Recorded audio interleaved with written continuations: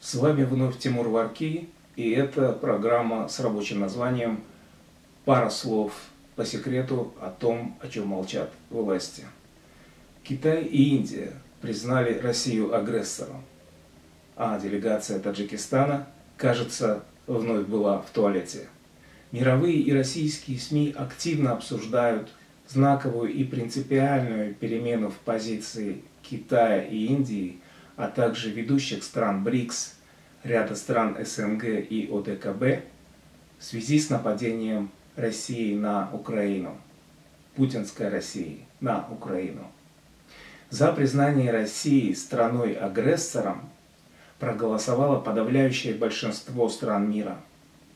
Резолюция А77Л65 «Сотрудничество между ООН и Советом Европы» говорит о необходимости мирового сообщества ответить на, цитата, «беспрецедентные вызовы», конец цитаты, которые стоят перед Европой и всем мировым сообществом, опять же цитата, после агрессии Российской Федерации против Украины, конец цитаты.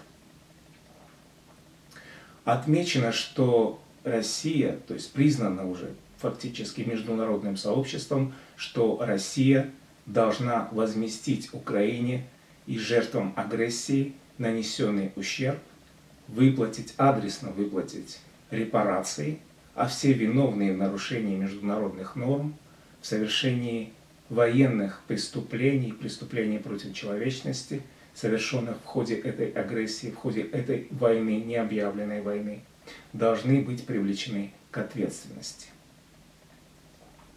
Ход и итоги голосования показали катастрофическое падение поддержки путинизма в мире. Вместе с Россией против признания России страной-агрессором проголосовали только 4 государства. Вы только подумайте, всего 4 государства, не считая России, проголосовали против того, чтобы признать ее страной-агрессором. И какие же это страны? Это Беларусь, Северная Корея, неожиданно, да? Это также Сирия и это Никарагуа.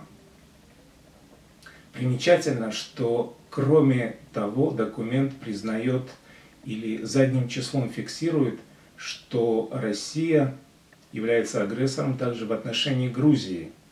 И грузинское руководство, которое часто критикуется грузинской оппозицией за пророссийскую политику, и грузинская оппозиция называет нынешнее грузинское руководство некой служанкой с низкой социальной и политической ответственностью и мечтающей о национальной гордости. Так вот, это руководство Грузии признало Россию страной-агрессором и тем самым признало, что агрессия России против Грузии продолжается и продолжается оккупация Грузии со стороны России. Однако особую порную химическую реакцию российской Z-пропаганды в Z-патриотической среде вызвало голосование пока еще члена ОДКБ Армении за признание России страной-агрессором. Армения и Азербайджан уже ведут между собой переговоры о взаимном признании границ, о заключении мирного соглашения, мирного договора, с автоматическим после этого выводом российских войск из зоны Карабаха или Арцаха, как его называют в Армении. И, возможно, вероятно, впоследствии с выводом российской военной базы из Армении, так как в российских солдатах, миротворцах больше там никто нуждаться не будет. Примечательно также, что за признание России агрессором проголосовал Казахстан, ближайший сосед и традиционный союзник по ОДКБ. Более того, Казахстан в этом году председательствует в ОДКБ. И, наконец, самую бурную реакцию пищеварительной системы патриотов Путина вызвала кардинальная перемена позиции Китая и Индии.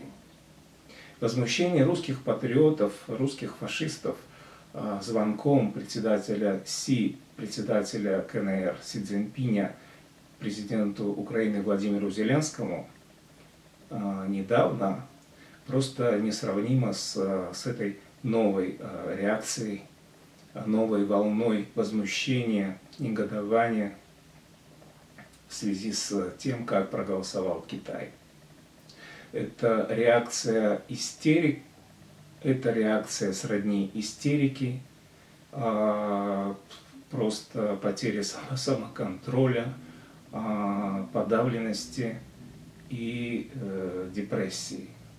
Таджикская же делегация традиционно всегда чувствительно реагировала на подобные голосования в отношении России, когда речь заходила о профессиональной, когда речь заходила о профессиональной солидарности с авторитарными государствами, солидарности по бараку и по пещере. И по традиции частенько в минуты голосования отлучалась.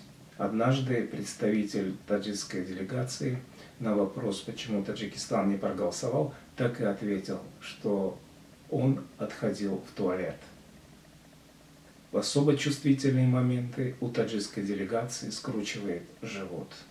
Все-таки думается, что в Таджикистане, в Душанбе уже не могут не понимать, что мир больше никогда не будет прежним, и что кардинальные перемены в мире необратимы, и, может быть, пора задуматься о том, не пора ли выходить из туалета.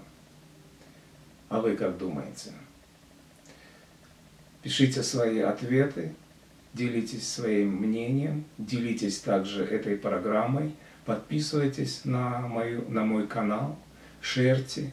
Чем шире будет охват, тем сильнее будет воздействие, в том числе на власти, которые молчат о том, о чем говорит весь мир, или о том, о чем говорит или думает народ.